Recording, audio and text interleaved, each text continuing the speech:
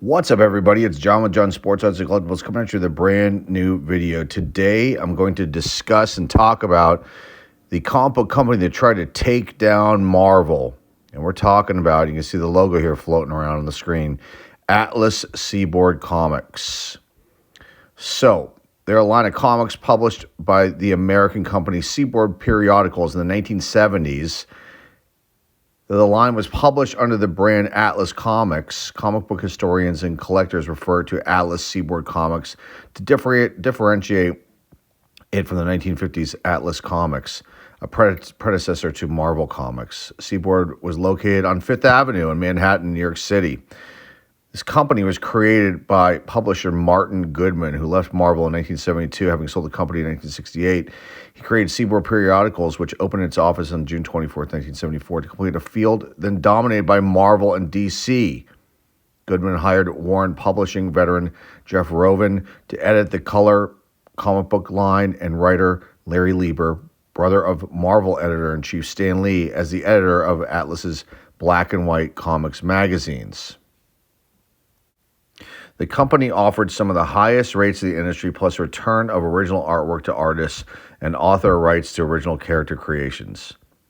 This attracted such top names as Neil Adams, Steve Ditko, Russ Heath, and others, although the line was then plagued by distribution problems which prevented the comics from reaching many regions. And the readers quickly lost interest in the books, finding them knockoffs of what Marvel was publishing at the time. Titles like The Brute, for instance, were an obvious knockoff of The Hulk, while Blazing Battle Tales completely knocked off Sergeant Fury and the Howling Commandos. But this is really a story about revenge when it comes to Atlas Comics. And it starts with Chip Goodman, who is Martin Goodman's son. Apparently, Marvel was supposed to keep Charles Chip Goodman, on as Marvel's editorial director. But as soon as Martin Goodman left, they reneged on the deal. And Marvel art director John Romita recalled Chip was supposed to take his place, but that part must not have been on paper, because as soon as Martin was gone, they got rid of Chip. That's why Martin started Atlas Comics. It was pure revenge. Things did not end well for Atlas Comics.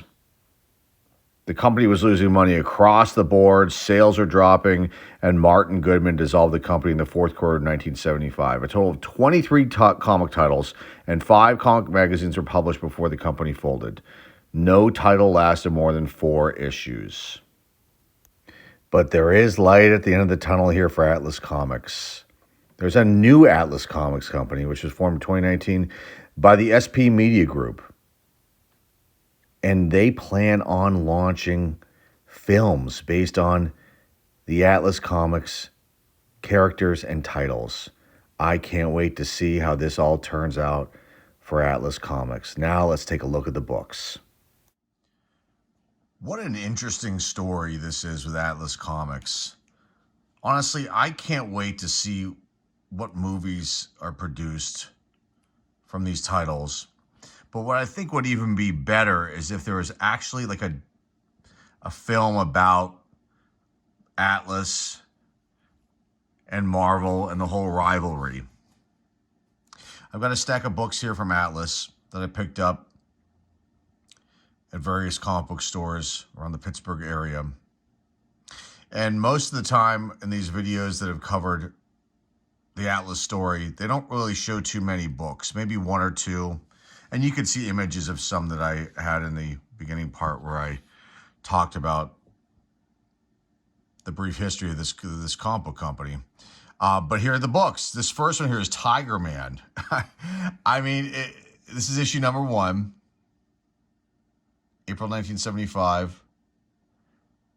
This is it, the debut of the world's newest, most exciting superhero, Tiger Man, and he doesn't look that exciting. He looks kind of sad there, doesn't he? You got these 2 hoodlum guys. I think that's his sister there. It says, "Yeah, Tiger Man, we killed your sister. So what?" Pretty, pretty brutal of a cover here. But these all have these kind of, the women in distress on the covers, most of these. So that seems to be an ongoing theme here. So there's issue number 1 of Tiger Man. The next one I have here are 3 issues of Phoenix. Here's issue number 1. Very cool stuff. These are in pretty good shape, these books, too. I mean, these were out of like $3 bins. And I was really lucky to find them, to be honest with everybody out there. Here's issue number 2. After we have destroyed the Earthling, we will reduce his world to rubble. The superhuman Phoenix combats an army of aliens in the sea ran red, excuse me. That's pretty cool. Issue number 2 of Phoenix. Now, this one I think had a 4-run issue. Along with, I think Tiger Man. Some only had a couple issues. And like I said in the beginning part of this history, some it didn't last very long. Here's issue number 3. This one's has a little more wear. This corner down here, but to me, I don't. These are just going in my collection, and it's a piece of history. And there's issue number 3 of the Phoenix. Okay. And I'm wondering if that could be like a ripoff of Captain Marvel. Tiger Man, excuse me, was I think a kind of a ripoff of Black Panther. Wolf the Barbarian, obvious ripoff of Conan the Barbarian. Here's issue number 2.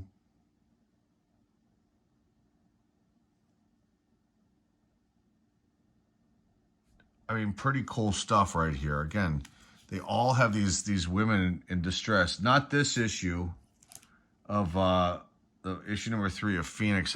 That's the first one we've seen that doesn't have a young lady in distress. Here's Wolf number 4.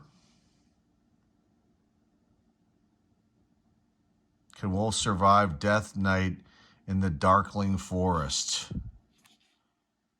It's awesome. Okay. This next one here, Police Action, Lomax, and Luke Hunter, Manhunter. Now this one, cover artist here is Larry Lieber, who is Stan Lee's brother. This is issue number 1. It's got some spine ticks, a little bit of wear. But very, very cool stuff. This next one, Weird Suspense, featuring the Tarantula. Dick Giordano did the cover of this. We all know that name out there in the comic book world. DC artist. Batman, Wonder Woman, Action Comics.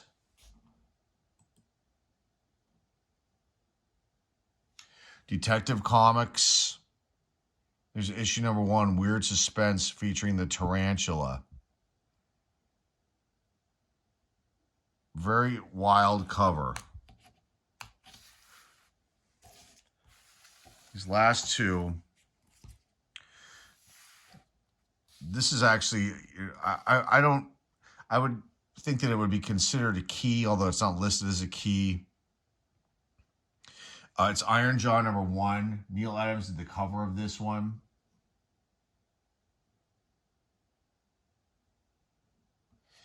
And this is probably one of the more popular covers from Atlas, this Iron Jaw number 1. And again, Iron Jaw's got this kind of Conan the Barbarian thing happening here. But he's got this Iron Jaw, which you can totally see here. And here's the origin. It's issue number 4, and that's the last issue of that run. The origin of Iron Jaw. Very awesome stuff here, Atlas Comics. I did not know about this company until I'd say about 3 weeks ago, maybe a month ago, when I was bin diving. I came across this actual issue, and I was like, what is Atlas Comics? And then I started reading the story, the history of the company, and I was like, wow, this is really interesting. And I found a few more that same day. And as I continue my quest for new books to add to the collection, add to my clean and press project, I came across more and more. And I did come across other ones I did not pick up because the condition was pretty bad. So I was like, well, if I'm going to add these books to my collection, I want them to at least be, mid to upper grade books, just to, have them in my collection and not have some really beat up reader copy. And I just found this thing completely fascinating. I mean, I was 6 years old when this company was around. That was around the time when I got my first comic books, but I knew nothing about this.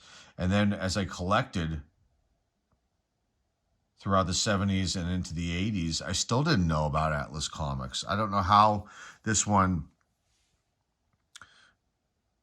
flew under the radar for me. So maybe today you were introduced to something really awesome. I hope so.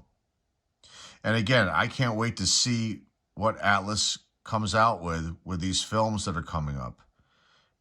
And again, it would be super awesome to have like a docu drama film on this company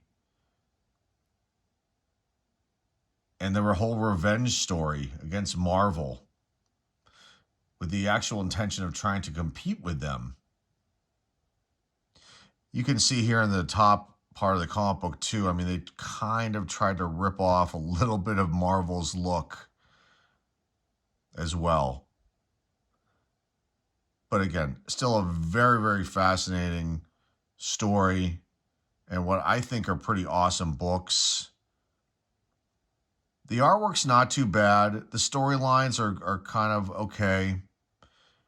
There is the rip-off element, but I don't care about that. I just find things like this, like I said, unique, intriguing, and interesting.